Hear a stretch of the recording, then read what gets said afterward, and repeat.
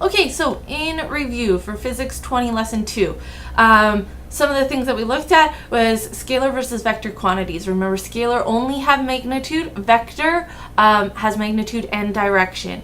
So it's important that we put units on both of them, but whenever we have a vector component, that we're also indicating direction, okay? Whether that be with a positive or a negative, or whether that be, with an up, down, north, south, that sort of thing.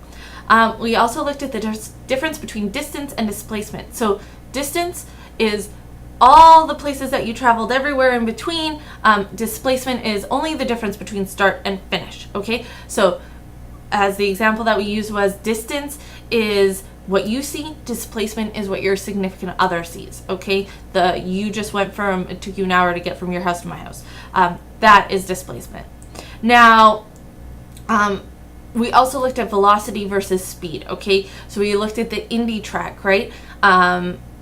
Speed, they reach speeds of over 300 kilometers per hour going around and around in a circle. But because they're going around and around in a circle, and effectively their displacement is going to be 0, their velocity is 0, okay? And so we need to kind of keep that straight in our head.